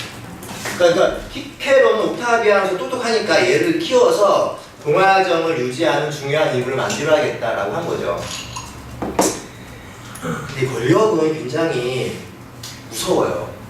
권력에 대한 욕망은. 삼두 정치가 되잖아. 얘네들이 하면서 우리 세 명이 해먹자라고 하면서 미락을 하는데 뭐냐면 요 세 사람 뒤에서 이 세 사람들의 강력한 지지자 뒷배를 봐주는 사람이 있을 거야. 가장 강력한 돈을 댄다든지 뭐 권력을 댄다든지 군사를 대주는 되게 그 뒷배를 봐주는 가장 강력한 사람들을 서로가 한 명씩 지목해서 제거하는 거야. 예를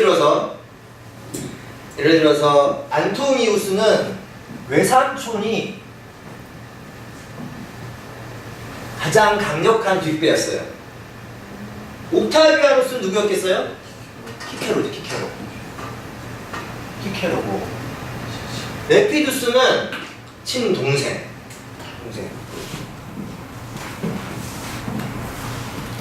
그러니까 자기네들끼리 해서 야 우리 가장 강력한 우리 측근을 제거하자. 그러니까 내가 레피두스니까 안토니우스한테 너는 외삼촌을 죽여. 옥타비아누스 너는 키케로가 널 봐주니까 키케로를 죽여. 이런 식으로. 잔인하잖아. 너무 잔인하잖아. 그걸 다 동의하는 거야 지네들끼리.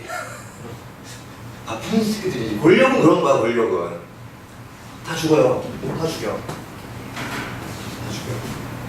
그리고 지네들끼리 얘 죽이고 얘가 왕이 된 거지. 황제가. 옥타비아누스의 닉네임이 뭐죠? 조농자. 닉네임이 조농자야. 조노한 사람은 권력, 모든 수단 방법을 가리지 않고 권력을 쟁취하는 사람이 조농자인 건가? 키케루가 감지하죠. 뭘 감지하죠? 이 옥타비아누스의 야망, 그리고 옥타비아누스가 너무 커져서 내가 이제 어찌할 수 없구나 라는 걸 감지하겠지. 워낙 정치적이고 워낙 능한 사람이니까. 그러면서 이 사람이 거기 보면은 여러분 운변가에 관하여라는 유명한 연설이 있는데 거기서 후마니타스라는 말을 써요. 후마니타스는 인간다움이죠. 공화정에 대한 마지막 최후 자기네 변론인 거야. 여러분 우리에게 각자가 생각할 수 있는 사고방식과 탈란트와 아리테가 있는데 왜 이거를 누군가에게 복속시키려 하고 누군가 밑으로 들어가려서 노예가 되려고 하느냐. 우리의 인간다움, 여러분들의 인간다움을 포기하지 마시라. 이건 이제 공화정에 대한 옹호인 건데 후마니타스, 우리의 인간다움을 포기하지 말라 라는 간곡한 번면을 하면서 제거를 당해요.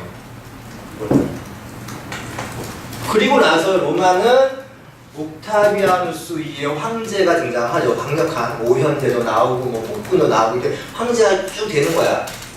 그리고 그것은 313년에 기독교가 공인이 되면서 기독교와 로마 간의 어떠한 결탁을 통해서 더 이제 제국의 모습을 띠게 되죠. 로마 제국도 그랬고 로마가 망하고 나서 중세는 교황이라는 황제에서 교황이라는 이 시스템으로 넘어가면서 이 인간다움이라는 것은 어떻게 보면 더 이상 이제 드러나지 않는 것들이 되어버린 거야. 후마니타스, 인간다움에 대해서. 로마 시대 기독교의 공인, 기독교의 중세 기독교의 기독교의 교조주의적인 기독교의 공고화 요 과정을 거치면서 인문학적인 정통, 후마니타스를 추구하는 그 정신은 거의 1000년 동안 이제 밑에 수면 속으로 들어가게 되는 계기가 된 거죠. 그래서 중세가 1000년이 되는 거야. 그 암흑의 시대라는 것은 인간다움에 대한 빛, 인간다움에 대한 성찰이 없었던 거죠. 그 시기가 암흑이었다라는 거예요. 그 암흑의 시기를 깨고 드러나는 게 인간다움에 대한 이야기가 다시 등장한 게 르네상스라는 겁니다.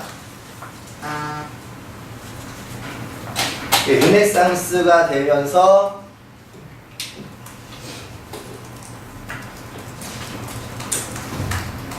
후마니타스, 스투디아 후마니타스. 인문학은 이렇게 라틴어로 스투디아 후마니타스인데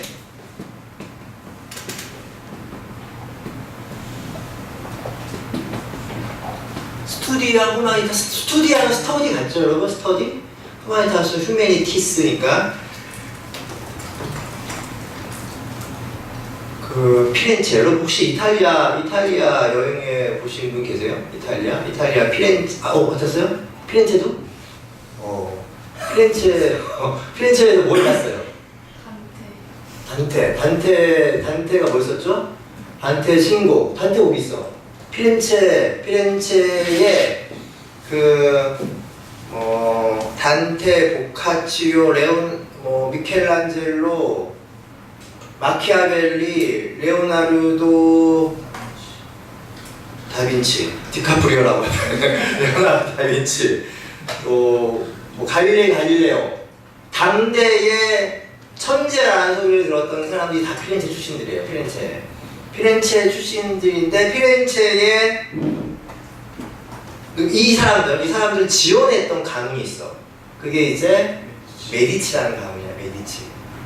메디치는 난 몰랐거든요. 메디치 가문 언제 나냐면 미국 시카고에 가면은 학교 옆에 메디치라는 식당이 있어요. 이탈리아 식당인데 메디치. 근데 그 이탈리아 이민자들이 몇 대째 하고 있는 집안인데 피자랑 뭐 햄버거랑 뭐 이런 스파게티 이런 거 하는 건데 맛있어. 햄버거가 한 7불 하거든. 7불? 이따만한 거 한 접시에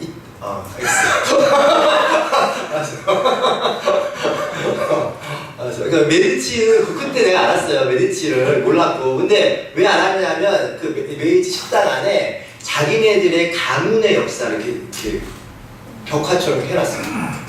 우리 집이 언제 이렇게 미국에 왔고 이런 것도 있고, 그 전에는 르네상스 때 피렌체에 살았고, 그리고 우리가 뭐 갈릴레오, 뭐 단테 다 돈 내주고 그랬는데, 거기에 13세기, 14세기인데 몇몇 중요한 사람들의 이름이 있더라고요. 그 사람들의 이름이 누구였냐 하면,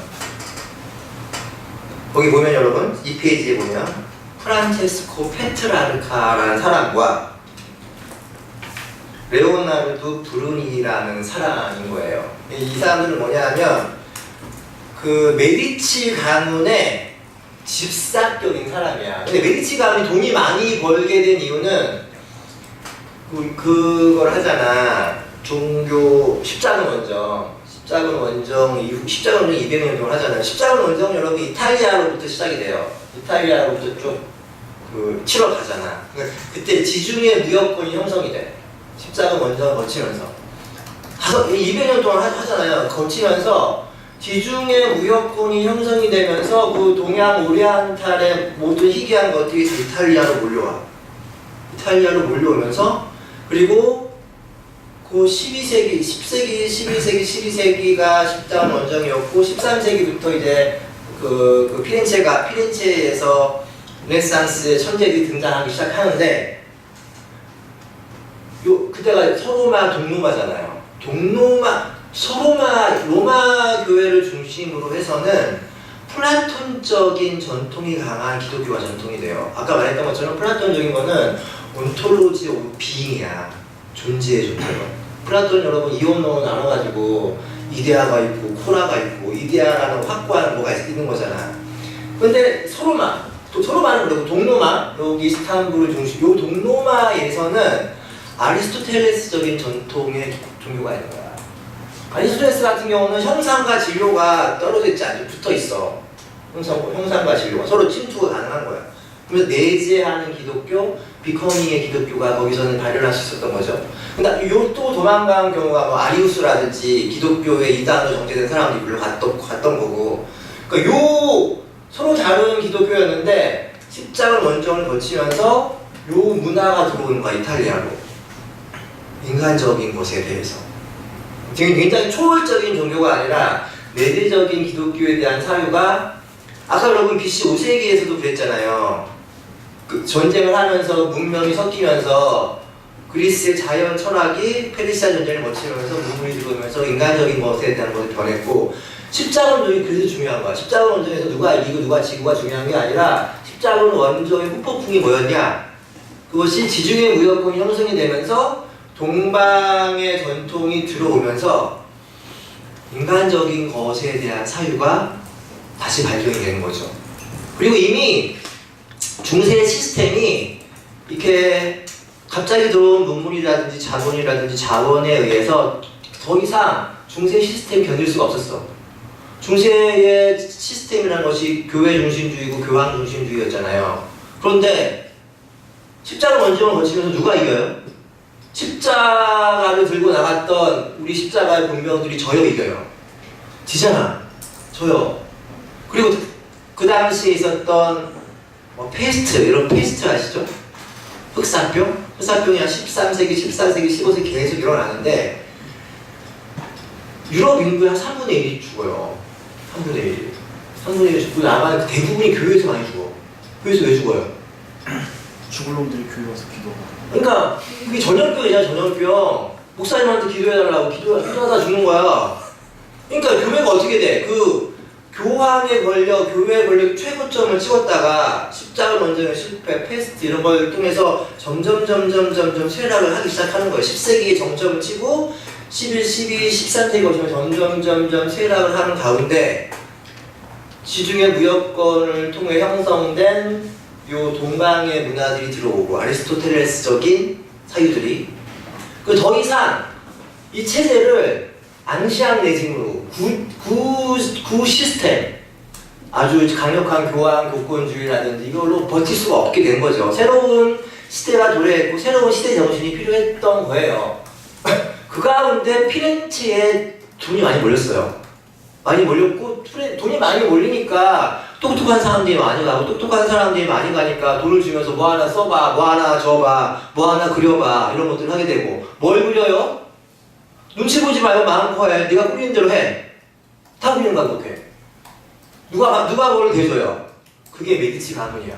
근데 메디치 가문의 그 나름의 브레인들이 여기 등장하는 프란치스 페트라카랑 브리티 같은 사람들이었다는 거죠. 근데 프란치스 페트라카가 시간이 빨리 나오네. 페트라르카가 스투디아 후마니타스라는 말을 이렇게 다시 발견을 해.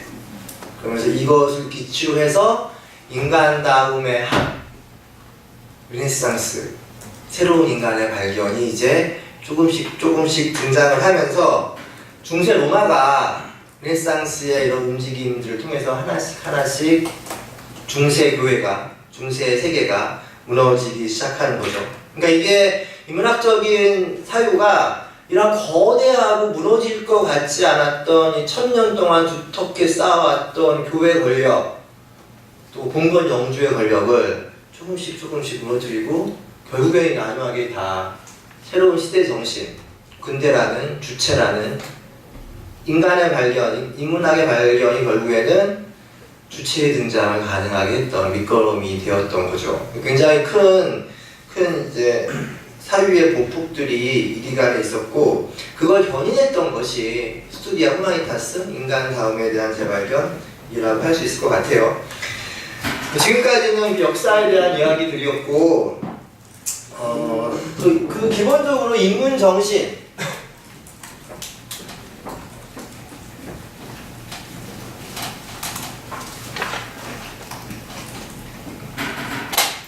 인문 정신의 토푸스는 지형 이런 거죠. 토푸스 지형학, 지형도 뭐 이런 거 지형에다 아토푸스는 아가 A가 이제 부정이니까 그런 지형이 없다 이런 것이 거잖아. 아토푸스란 말 안 써요 요즘. 이건 뭐 해체주의적인 말에 연관이 되고 공간적으로. 그러니까 인문정신의 지형학 혹은 지형학에 대한 반대 뭐 이런 건데 인문정신의 토푸스라고 하면 서양 사람들이 기본적으로 모든 그 의식을 시작할 때 진선미에 대한 사유가 있어요. 진선미. 여러분 너무 우리가 익숙한 거죠. 진선미. 삼위일체가 아마 거기서 안 볼 거야.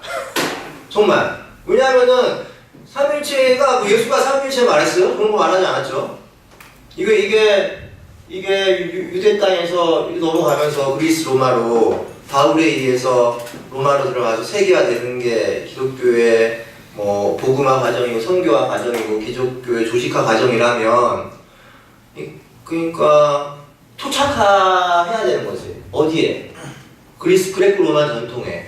그레코 로만 전통에서 가장 중요한 인식론적인 세 가지가 진섬이었던 거예요.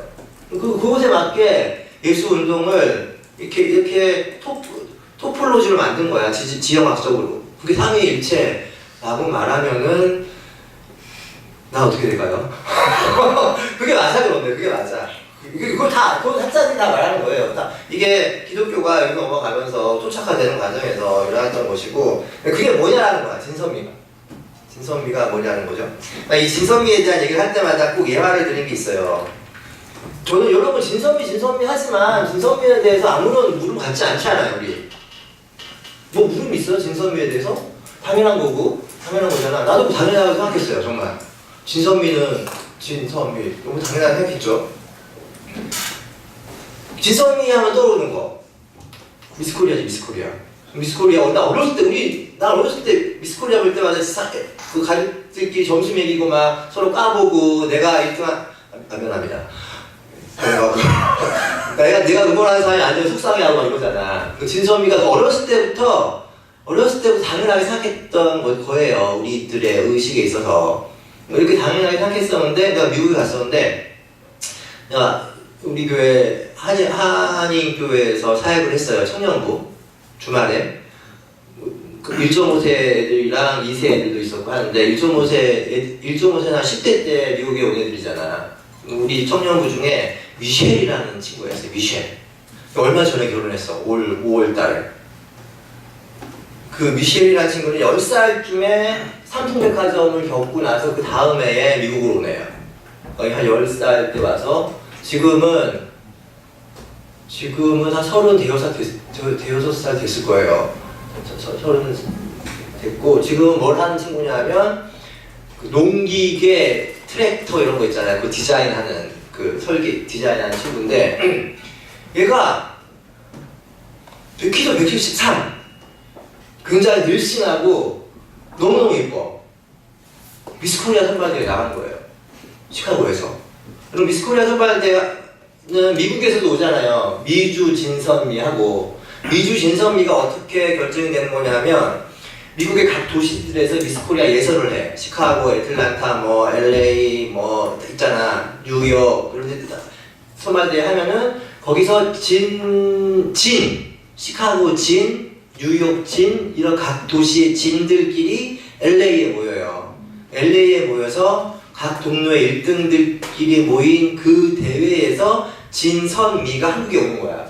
미주 진, 미주 선 뭐 이렇게 나오는 거죠. 우리 미셸은 시카고 미스코리아 예선에서 미를 했어요. 그럼 LA에 가요 못 가요? 못 가죠. 3등을 한 거니까. 그럼 미셸이 그 다음날 와더니 눈이 탱탱 막 부어가지고 그게 한 벌써 한 10년 되는 일이야. 눈이 퉁퉁 부어가지고 목사님 미가 뭐니? 진선미가 뭐니? 얘는 이제 10살 때 왔으니까 진선미 걔는 별로 없으니까 한자고 하니까 진선미가 뭐니? 그러면 진을 뭐라고 설명하실래요? 진.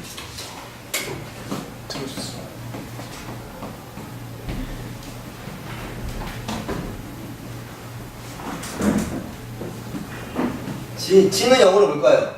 진은 truth죠. 선은 끝이야. 끝은 아까도 말했듯이 좋음이 있고 선함이 있고 나눠지고 미는 뷰리죠. 미셸한테 이렇게 얘기를 했어요. 진은 추르고 선은 끝이고 미는 뷰리야. Yes. 오케이 하더니 그러면은 미스코리아는 어떤 사람을 뽑는 거예요? 미스코리아는 뷰티를 뽑는 거지. 그러면 내가 미니까 내가 1등 아니냐라는 거야. 맞는 말 아니에요 여러분? 미스코리아는 미인데 아름다운 사람 뽑는 건데 1등은 미가 돼야 되는 거 아니냐. 내가 정말 세상을 살다가 질문을 받은 것 중에 가장 머리를 두들기는 질문이었어. 나는 당연하게 생각하고 있었던 거잖아. 진선미 1, 2, 3. 근데 왜 미가 3등이야? 미스코리아 대회에서. 근데 정말 우리를 딱 두들기는 어떻게 이런 하이라키가 형성이 됐냐? 누가 이렇게 말도 안 되는 1, 2, 3등이라는 말을 했냐? 난 인정할 수 없다. 내가 3등이라는 걸 인정할 수 없다. 나는 한국에 가야 된다. 뭐 하면서 막 울고 하는 거야. 내가 미셸한테 미셸아 내가 공부해서 알아봐서 다음 주일날 알려줄게. 왜 진섬인지 이게 1, 3등인지. 공부를 했어요 정말. 공부를 했는데 이렇게 공부하니까 나올 거야 안 나올 거야? 나와요. 어디 나올까요? 플라톤한테 나와요. 플라톤이 쓴 뭐죠 여러분? 리퍼블릭 국가에 나와. 국가에 보면은 플라톤이 이상국가론에 대한 얘기를 해요. 유토피아. 그럼 이상국가는 어떤 국가입니까? 그거 전에 여러분 이 페이지에 보면 요 진, 선, 미에 대한 얘기를 좀 할까요? 이거는 뭐 아름의 영역이고 추는 선은 여러분 행위의 영역이야. 알의 영역이고. 그러니까 카테고리를 지으세요, 여러분. 서양 사람들이 이런 카테고리가 있었다는 거야. 이 추구에는 행위의 알의 영역이고, 진리 추구 뭐 이런 것들이고, 선은 행위의 영역이고, 실천의 영역이고, 선은 또 종교는 여러분 추구와 연관이 되는 게 아니라 서양에서는 이것과 연관이 돼요. 행위, 선, 이게 하나의 카테고리라는 거죠. 미는 감성의 영역이고 욕망의 영역이고 낌초의 영역이라고 할 수 있을 거예요. 이거는 이성계급. 이거는 무슨 계급? 의지계급.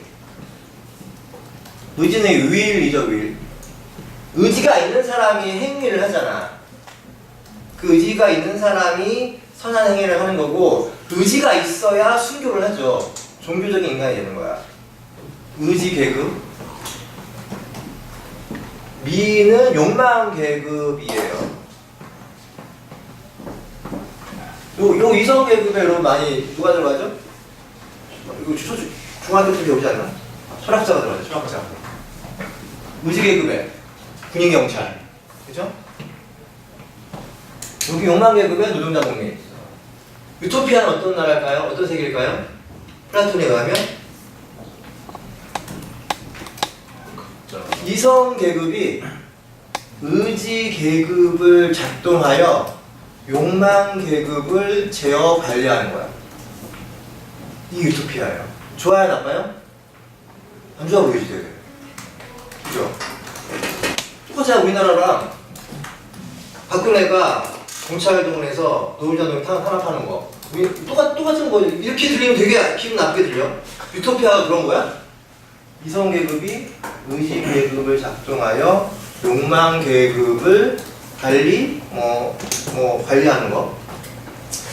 이게 여러분 서구 정의론의 시작이야. 저스티스에 대한. 근데 오해가 되는 게 하나가 있어. 우리랑 다른 거. 요거의 가장 큰 모토는 아까도 말했던 것처럼 각자의 것은 각자에게, 각자의 몫은 각자에게라는 모토가 있어. 각자의 것은. 예를 들어서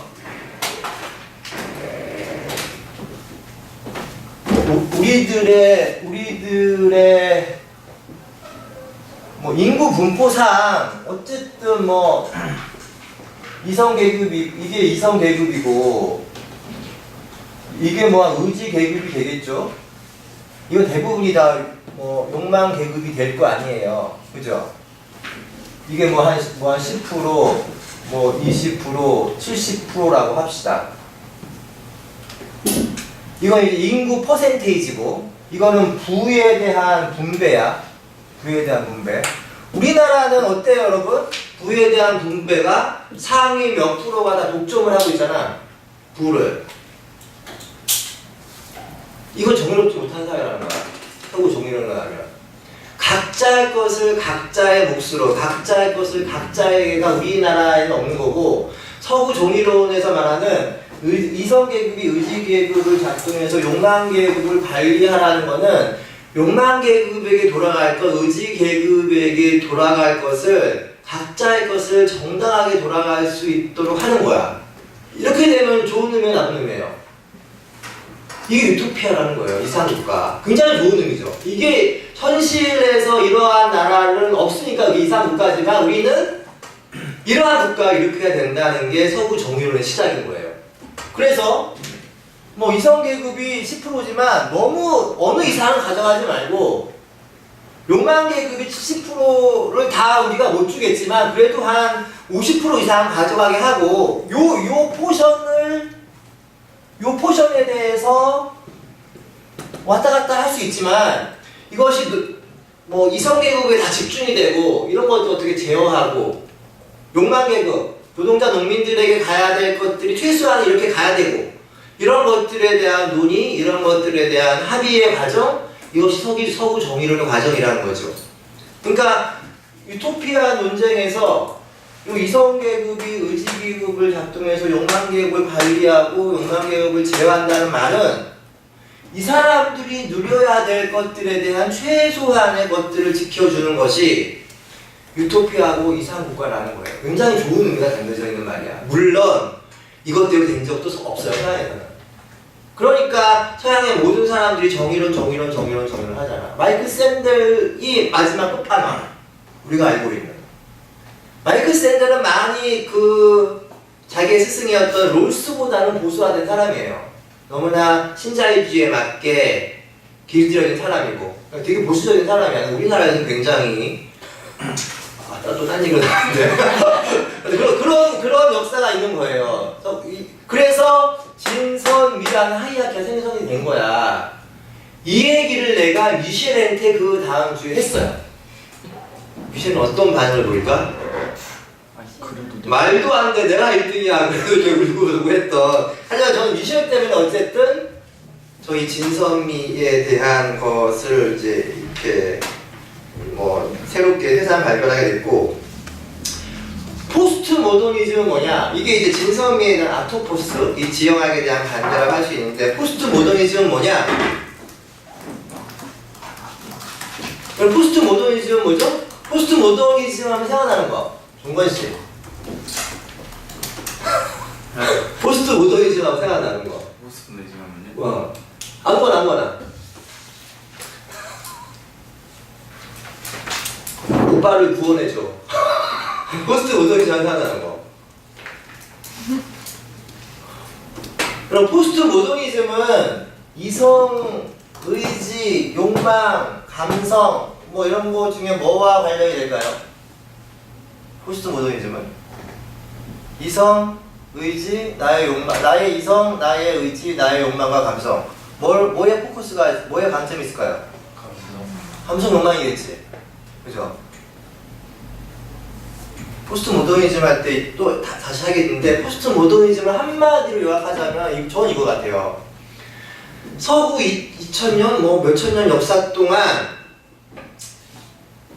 이성이 주도하에 의지를 작동해서 나를 억압했던 욕망과 감성에 대한 재발견을 하자. 왜? 왜가 중요하지? 왜 욕망과 감성이 이렇게 새로운 사유를 하는 촉매의 역할을 할까요? 이게 포스트 모더니즘의 문제의식이야. 왜? 이것에 의해서 주도됐던 세상이, 그것이 이 이성, 의지, 다 소크라테스 이때부터 등장을 한 거라면 2500년 동안 이루어졌던 저 이성 일변도회, 의지 일변도회 세상이 어떻게 됐어요? 욕망 욕구이 된 거잖아. 욕망 욕구이. 이건 니체의 문제의식이기도 해요. 이명이 있고 됐는데 이게 사회학의 문제의식이기도 하죠. 그죠? 이게 사회학의 문제의식이잖아. 그치? 사회학, 예를 들어서 현실에 이 문제가 있는데 이걸 어떻게 이거를 타개해 나갈까? 두 가지 방법이 있을 거야. 두 가지 방법이. 유명한 사회학자인 하버마스 같은 경우, 프랑크푸르트 학파 다 배웠죠? 사회학 일어날 때 이 사람이 했던 말이 뭐야? 아 미안하다. 배웠지? 네. 그 사람한테 뭘 얘기했어? 하버마스가? 이게 통섭이야. 통섭적인 학문에. 대화 중요한 말. 공무원장. 대화. 대화를 하자. 공공장. 그 얘기를 왜 할까요, 여러분? 이성과 의지에 의해서 이렇게 진행되었던 인류의 진보의 역사가 이렇게 유토피아가 아니라 디스토피아가 됐잖아. 요것에 대해서 포스트 모더니스트들은 그것이 다 얘네들 때문이다. 우리가 여러분 학교에서 반장 선거할 때도 어떤 애를 뽑아요? 욕망과 감성에 충실한 애를 뽑아요? 아니잖아. 이성적이고 논리적이고 냉철한 애를 뽑잖아. 그러한 선택이 우리를 이 모양 이꼴로 만들었다. 욕망에 감성에 충실했던 애를 뽑았더라 이러지 않았을 수 있었을 텐데 자꾸 이런 행위들을 반복하니까 이렇게 된 거 아니냐. 그래서 이제 이런 애들 뽑지 말자. 어떤 애를 뽑자? 욕망에 충실하고 감성에 솔직한 애들을 우리의 지도자, 우리의 정신으로 이제는 그냥 해보자고. 언제 한 번이라도 우리가 이런 것에 대해 관심을 기울였던 적이 있냐? 이렇게 포스트 모더니즘의 생각이야. 그래서 이성 이런 거 다 배격해. 그런데 이런 포스트 모더니즘의 반론에 대해서 지금 말한 하버마스 같은 경우는 아까 대화, 공공장 얘기했지? 그런 건 뭐냐면 하버마스는 포스트 모더니스트들은 이성은 사망에 대한 선고를 해. 이성은 죽었어. 주체도 죽었어. 다 근대성에 대한 배격이지. 하지만 하버마스나 이런 사람들은 이성은 죽은 게 아니라 미완이야. 완성되지 않았어. 이성은 계속 진화해. 이성이 일으킨 이성의 문제, 이성이 일으킨 이성의 만행은 이성의 자기 진화, 자기 반성, 자기 개발을 통해서 이성이 일으킨 문제를 이성으로 극복할 수가 있어. 그래서 말하는 게 대화적인 이성이고 공공장 이론이야. 요 안에서 우리는 다시 이성에 대한 지금까지 이성이 잘했다는 게 아니라 이성이 더 진화할 거니까 조금만 더 기회를 줘봐. 이것이 하버마스의 말이고 데리다는 개소리 하지 마. 너는 끝났어. 하버마스 한 번만 더 믿어줘. 이렇게 하는 거고. 지색은 거기서 왔다 갔다 해. 아주.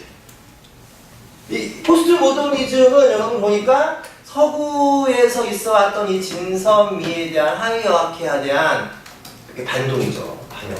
그 논쟁이 지난 20세기 말에 굉장히 치열했고 지금도 뭐 그 연장선상에 있죠. 사실은 냉철한 의미에서는 이렇게 가고 있고 여기까지 하겠네요. 여기까지 이거 요거 돈 다 내셨죠? 돈 다 냈으니까 이거 내가 끝나는 날 종강입니다. 아, 이 문제가 있네. 오늘 여기까지입니다. 오늘 여기까지 할게요.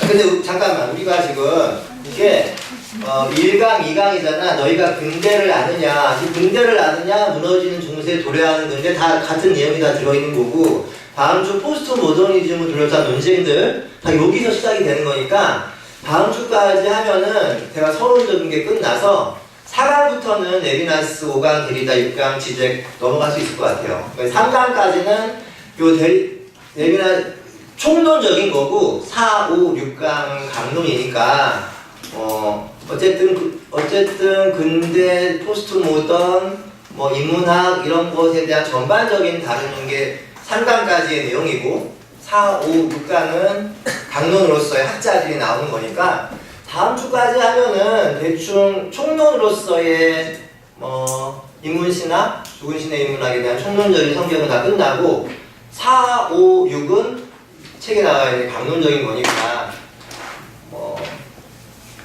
대충 맞아 떨어질 것 같기도 해요. 그러니까 여러분 너무 이렇게 흔들리지 말고 나를 안 놔주면 어떡할까라는 염려를 하지 말고 대충 맞출 테니까 다음 주에는 3페이지부터 하겠습니다. 네, 알겠습니다.